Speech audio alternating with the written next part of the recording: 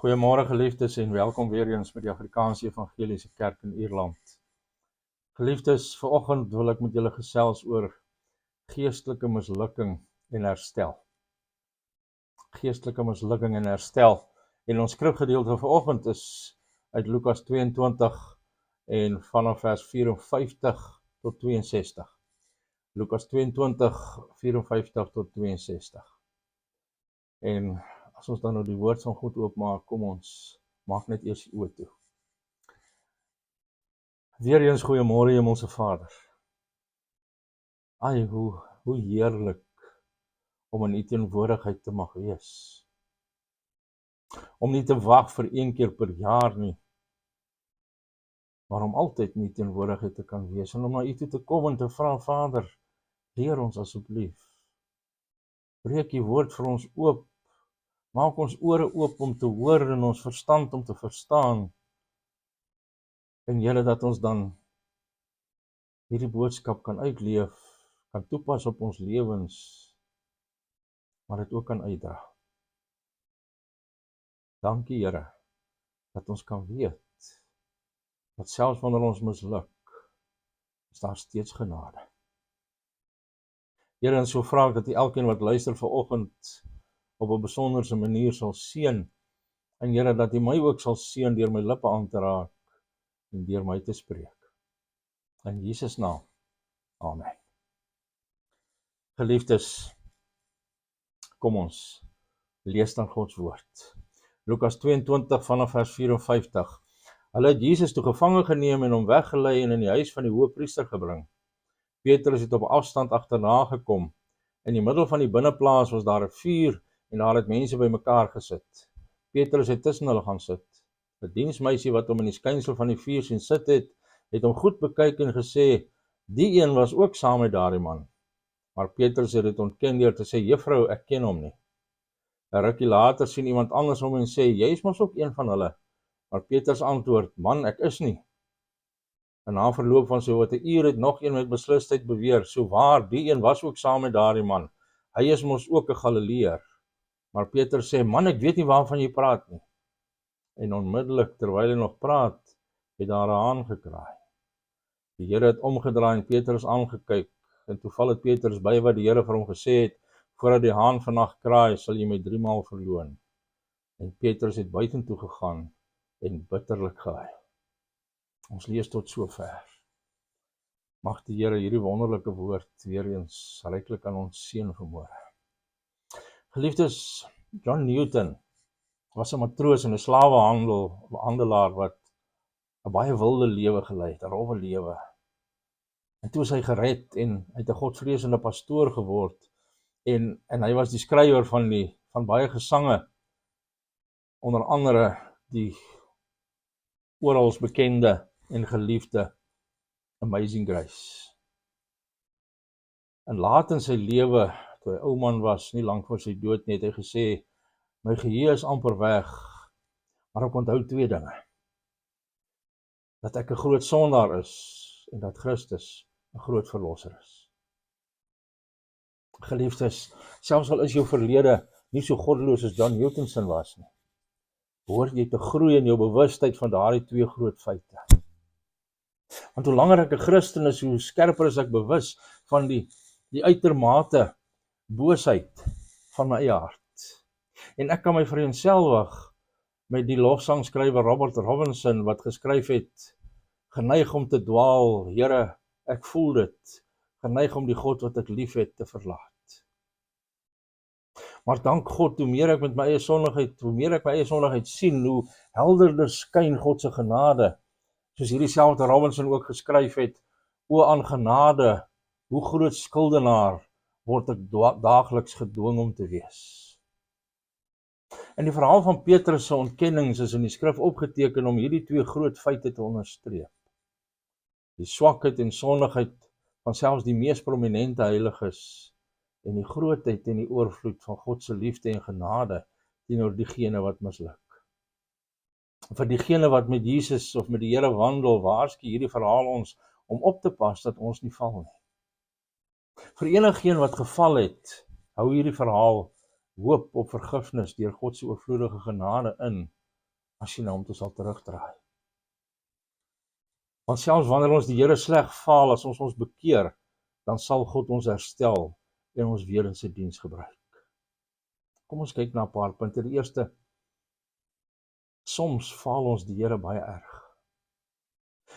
Want ons sien hier Lukas trek 'n skrille kontras tussen Petrus se versuim om Christus onder druk te bely en Jesus se getroue belydenis onder groot druk. Jesus het voor die magtige Sanhedrin bely dat hy die Messias en seun van God is, maar Petrus het nie daarin geslaag om Christus voor 'n nederige diensmeisie te bely nie.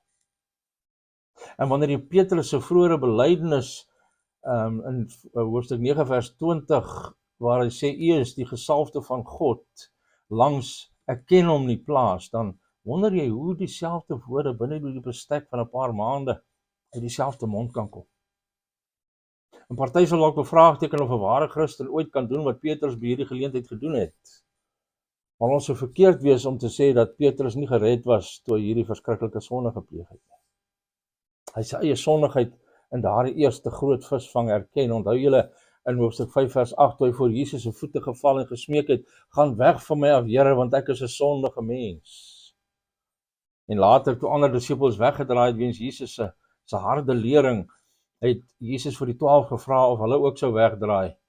En toe Petrus verkondig in Johannes 6 vers 68 en 69, Here, na wie toe sal ons gaan? U het die woorde wat ewige lewe gee en ons glo vas en ons weet dat u die heilige van God is. So Petrus het Jesus beslis as verlosser en Here geken. Want om 'n Christen te word is 'n kwessie van bekering en geloof, soos ons in Handelinge 20 vers 21 sien, wat keersye van dieselfde munt is. Bekering beteken om van sonde tot God te draai, soos 1 Tessalonisense 1 vers 9 vir ons sê, en geloof is om te vertrou wat Christus gedoen het, om vir ons sondes aan die kruis te betaal, eerder as om op ons eie pogings of goeie werke te vertrou om ons te red. Efesiërs 2 vers 8 tot 10.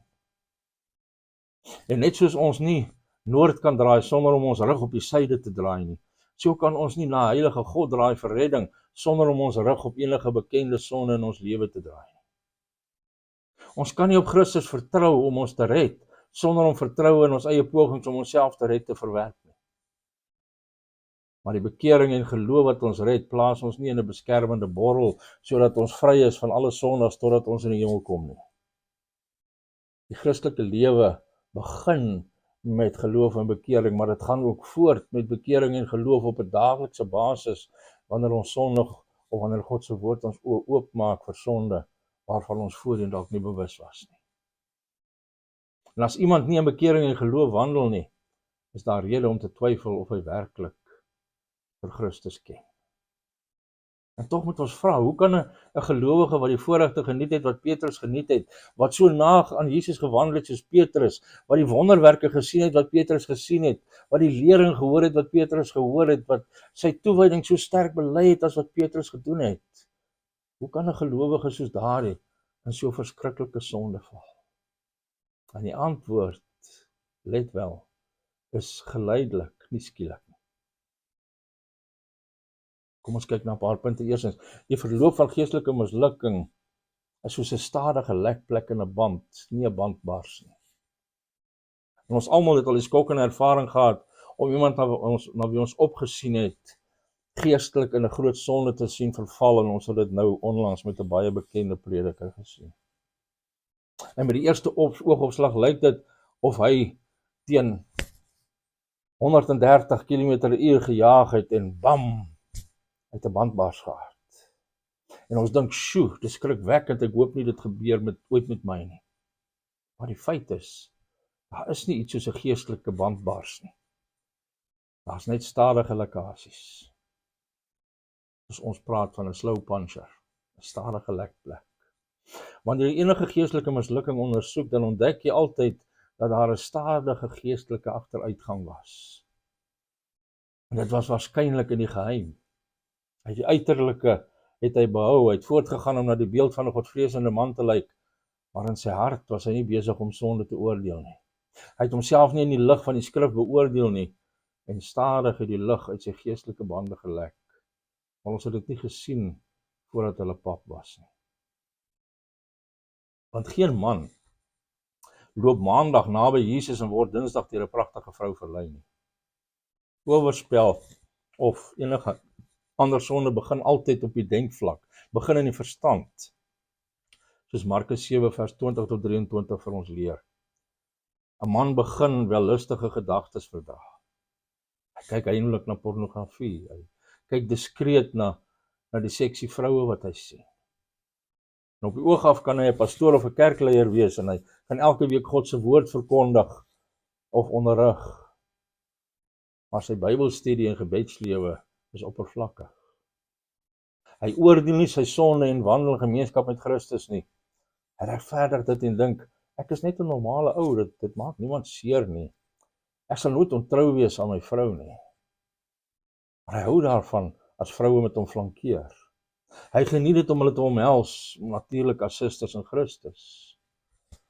En Satan wag sy tyd af tot op die geskikte oomblik. En dan laat val hy die aas, die man val, en almal is geskok. En die presiese verloop van geestelike mislukking sal van persoon tot persoon en van insident tot insident verskil. Maar ons kan leer hoe om die stadige lekkasies in ons eie lewens te vermy deur Petrus se agteruitgang na te spoor. En die oorsaak van geestelike mislukking is die tweede punt. En daar's meer, maar kom ons kyk net na 6 van die oorsake. Eerstens, ons weier om ons aan die harde leerstellings van die skrif te onderwerp. Want net na Petrus se beroemde belydenis het Jesus die disippels begin leer dat hy baie dinge moet ly, deur die Joodse leiers verwerp en doodgemaak moet word. Maar Petrus kon dit nie aanvaar nie. Hy het Jesus eintlik eenkant toe geneem en hom begin bestraf. En Jesus het Petrus op sy beurt bestraf deur te sê, gaan weg agter my Satan, want jy bedink nie die dinge van God nie, maar die van mense. Markus 8 vers 31 en 32. En ons het gesien, net ure tevore toe Jesus voorspel het dat Petrus deur Satan gesif sou word, Petrus geprotesteer het dat hy Jesus sou volg tot in die tronk en selfs tot in die dood. Onthou julle vers 33.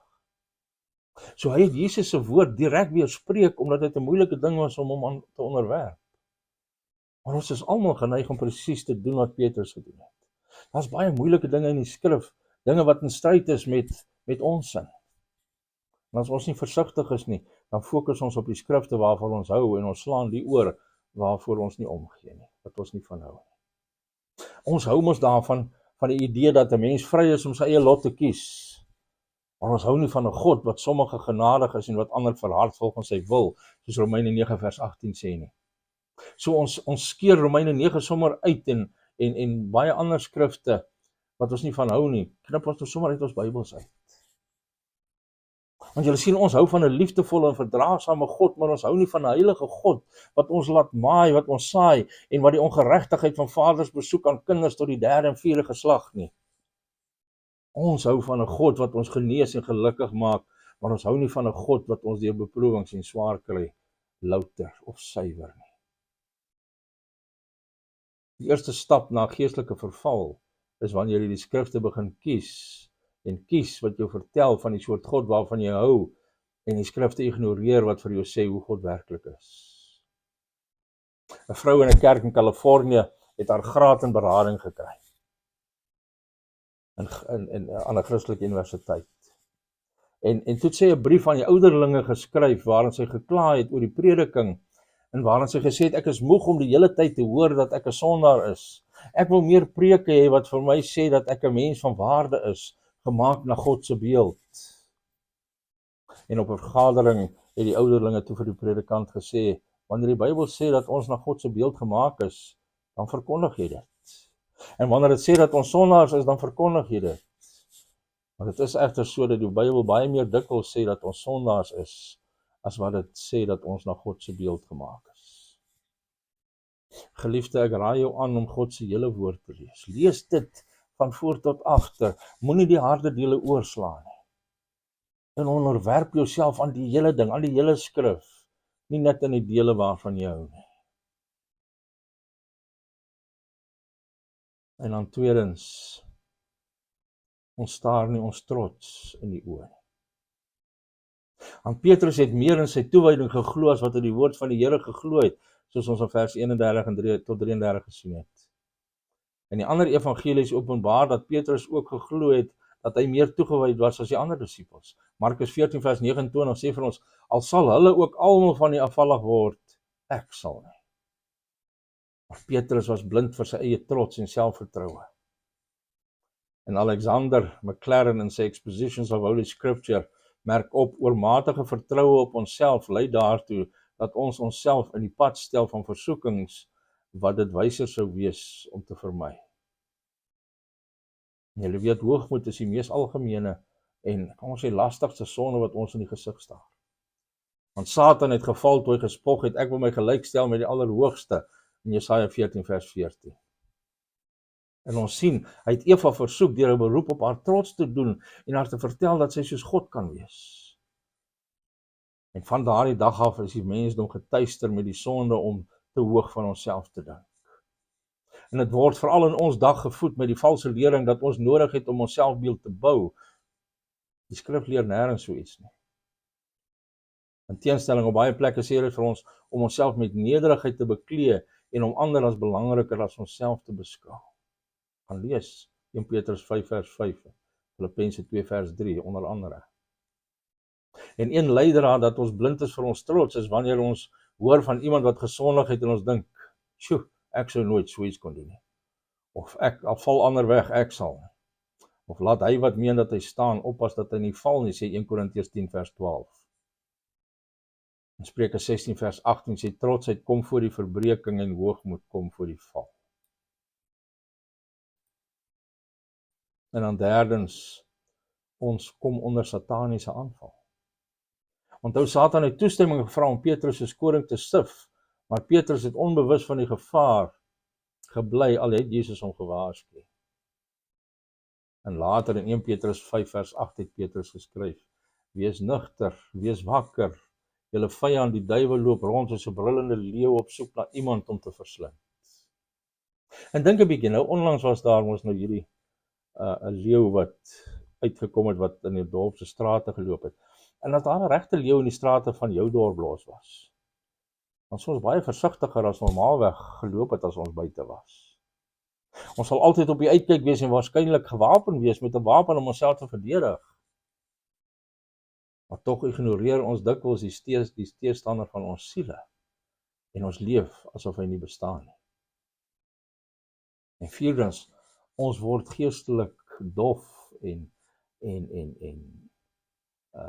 ek wil sê ver weg van God af. Want Petrus was nie net dof met betrekking tot die vyand daar buite nie, hy was dof met betrekking tot die vyand binne in hom. En Jesus het die disippels gewaarsku in Markus 14 vers 38, julle moet waak en bid, sodat julle nie in versoeking kom nie, want die gees is wel gewillig, maar die vlees is swak. Maar omdat hulle nie hulle geestelike gevaar besef het nie, het hulle aan die slaap geraak, toe hulle moes gebid het. En as gevolg hiervan, toe Jesus gearresteer word, het Petrus in die vlees gereageer. Hy het die diensknegt se oor afgekap en toe het hy vreesbevange gevlug. En nou het hy teruggesluip as ware. Hy het op afstand gevolg en tussen Christus se vyande gaan sit om homself by die vuur warm te maak. Julle weet, wanneer ek met iemand te doen kry wat ernstige probleme het, dan vra ek uit oor sy toewydingslewe. En dan vind 'n mens gewoonlik uit, dit het of in 'n af en toe routine verander, of dit het heeltemal opgehou. Die persoon het toegelaat dat sy eerste liefde vir Jesus afkoel. Jou private toewydingstye met die Here is die wortels wat die boom onderhou. En as 'n boom nie diep wortels het nie, dan kan dit vir 'n rukkie mooi lyk, maar sonder uitsondering sal 'n storm tref wat die boom laat omval. En as jy nie diep wortels by die Here het nie, of gereelde tye waar jy alleen met hom ontmoet om sy woord te lees en te mediteer en om met hom in gebed te kommunikeer nie, dan sal jy val wanneer die storms van versoeking tref. En vyftens, ons reageer op krisisse in die vlees, nie in die gees nie. Want toe die skare Jesus kom arresteer, het Petrus sy swaard begin swaai, maar sy reaksie was nie wat die Here wou hê nie. En ek neem aan dat Petrus het goed bedoel het, maar sy ywer het meer skade as goed gedoen. Hy het geveg toe hy moes onderwerp het, en toe hy by die vuur gesit het en hom aan groepsdruk onderwerp het, toe hy in die gees moes geveg het. En desondanks, wanneer ons die harde waarhede van die skrif ontduik het ons nie ons trots beoordeel nie en is ons onder sataniese aanval en ons is geestelik dof en ver verwyder van God en ons sal reageer op krisisse in die vlees en nie in God se gees nie. En iets sal gebeur wat 'n goddelike geestelike reaksie vereis, maar ons begin die swaard swaai of ons sê en doen dinge om ons geloof in Christus te ontken. En dis dan wanneer die laaste bietjie lig wat ons geestelike bande nog het uitlek. Ons kompromiteer ons getuienis deur ons woorde en gedrag. Want jy sou nie dink dat die dapper brawe Petrus deur 'n diensmeisie omvergewerp sou word nie, maar hy was. Hy was soos 'n magtige boom wat binne in deur goggas geëet is. Uiterlik het dit hoog en sterk gelyk, maar innerlik is dit vrot en swak. En op 'n dag waai 'n klein windjie daaroor en dit stort neer. En alhoewel Lukas redelik genadig of vriendelik was teenoor Petrus, dui die ander evangelies daarop dat sy 3 ontkennings klein begin het en tot 'n verskriklik afmetings gegroei het. Hy het eers vir die diensmeisie gesê, ek weet nie waarvan jy praat nie. Markus 14 vers 68. Miskien terwyl sy aandring het dat hy by Jesus was, het hy die antwoord gegee waar Lukas sê, juffrou, ek ken hom nie. En hy het van plek verander in die hoop om enige ander konfrontasie te vermy, maar die meisie het weer gekom en haar aanklag herhaal en sommige van die mans het daar by die meisie aangesluit en nou moes Petrus by sy storie bly, so hy het weer ontken dat hy een van die disippels was en sê, man, ek is nie. En hy het so wat 'n uur lank probeer om die mislukking weg te keer deur klein praatjies om die vuur te maak. En toe die omstanders hom begin beskuldig dat hy 'n disipel is, weens sy Galileese aksent. En op daardie stadium het Petrus begin vloek en skel en het daarop aangedring dat hy nie daardie man ken nie. Sien, hy sou nie eers Jesus se naam uitspreek nie. Markus 14 vers 71. Op hierdie stadium kan ons nie glo wat ons sien nie. Petrus, hierdie vrymoedige apostel wat openlik ontken dat hy sy verlosser en die Here geken het. En julle sien, dit is die aaklige proses, hoe die lig uit ons bande lek totdat ons op die vellings loop. Ons sou dit aanvanklik ondenkbaar gedink het, maar dit is waar ons eindig wanneer ons nie die lekkasies regmaak nie. Maar gelukkig eindig die storie nie daar nie. In Petrus herstel sien ons God se oorvloedige genade. As ons van ons geestelike mislukking sal bekeer, dan sal God ons herstel en ons weer in sy diens gebruik. Die keerpunt vir Petrus het 2 dinge behels. Die kraai van die haan wat hom aan Jesus se voorspellings herinner het en die Here se omdraai direk na Petrus se kyk. En dit is net Lukas wat dit opteken. Maar wat 'n oomblik, wat 'n gesig moes dit gewees het.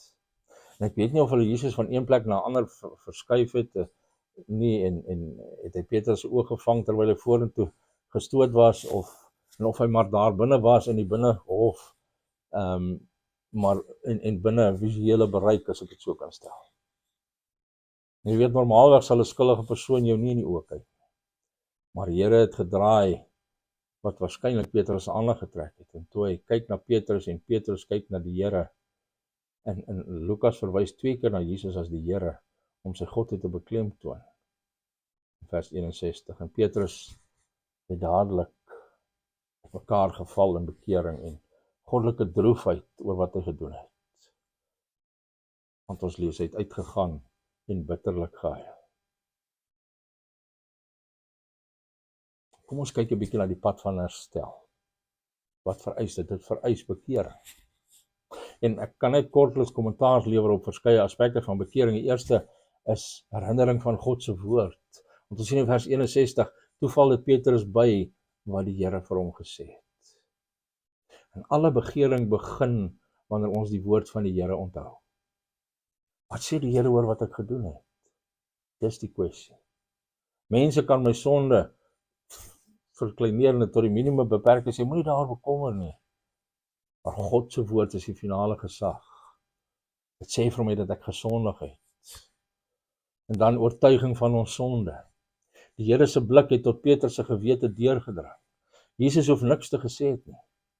Petrus was onmiddellik diep oortuig in sy hart En hy het nie probeer om dit toe te smeer of verskonings te maak of dit weg te rasionaliseer nie. Oortuiging erken dat God reg is en ek verkeerd is. En dan volg goddelike droefheid oor sonde. En dit sal verskil met die erns van die sonde en die persoonlikheid van die sondaar, maar wanneer ons gewete besef dat ons gesondig het teen 'n verlosser wat ons genoeg lief gehad het om vir ons te sterf, dan sal ons oor ons sondes treur. Ons sal nie ligsinnig wees of dit sommer aflag nie. En dan kom toeëiening van Christus se offer vir ons sonde. En Jesus het hier reeds vir Petrus se sonde begin lei, toe hy deur sondaars mishandeling verduur het. En daardie offer sou aan die kruis voltooi word, waar Jesus uitgeroep het, dit is volbring. En ons self kan nie versoening doen vir ons sondes deur ons hartseer of boete doen. Christus het die boete wat ons verskuldig is ten volle betaal. Al wat ons kan doen, ons kan net Christus se offer toeëien om ons sondes te bedek. En dan laastens kom waardering van God se oorvloedige genade. Nou sien Christus se blik het nie net die pyn oorgedra wat hy gevoel het oor Petrus se mislukking nie. Dit het ook sy groot liefde en genade gekommunikeer. En Petrus het die woord van die Here onthou, wat die feit ingesluit het dat hy herstel sou word as gevolg van Jesus se gebede vir hom. Wat 'n wonderlike genade dat Christus vir Petrus en ook vir ons gekies het, met die wete hoe ons hom sou val. En sy genade het ons gered en dit hou ons tot die dag wanneer ons vir ewig by hom sal wees. En as jy sê, ek het te erg gesondig, ek kan net nie God se vergifnis en genade aanvaar nie, dan vertrou jy nie op hom alleen nie, dan vertrou jy met trots op jou eie metode van versoening. Maar Christene glo in en dank God vir sy genade as die enigste basis vir vergifnis. As jy herstel moet word, moet jy jou van jou sonde bekeer en weer op God se genade en barmhartigheid vertrou. Die pad na herstel lei tot hernieude diens. En soos julle weet, het die Here vir Petrus persoonlik herstel en hom nie van die apostoliese span afgeskop nie. Want toe die Pinksterdag aanbreek, was dit Petrus wat in Jerusalem gestaan het, waar sommige van dieselfde mense wat gehoor het hoe hy Christus verloon het was, en hy het hom vrymoedig verkondig as verlosser en Here, opgestaan uit die dood. En as Petrus aan sy trots vasgeklou het, dan sou hy gesê het, ek gaan nooit weer my gesig in Jerusalem wys nie, ek gaan nie terug om te gaan visvang. Maar gelukkig het Petrus herstel van die vrees vir wat mense dink, en hy is herstel om te gee vir wat Christus behaag. En so het hy gepreek, en dit het God behaag om 3000 siele te red. En ek wil afsluit, die gesangskrywer wat ek vroeër genoem het, Robert Robinson, was 'n wilde jong man, wat as 'n tiener 'n baie losbandige lewe gelei het. En op die ouderdom van 17 het hy saam met 'n paar vriende gegaan om die beroemde evangelis George Whitefield te gaan bespot by 'n byeenkoms wat hy gelei het. Robinson was so beïndruk deur Whitefield se prediking dat hy tydens daai byeenkoms gered is. En hy was 23 toe hy die lofsang geskryf het, Kom u fontein van elke seëning. Dit is in Engels, die Engelse titel is Come thou fount of every blessing.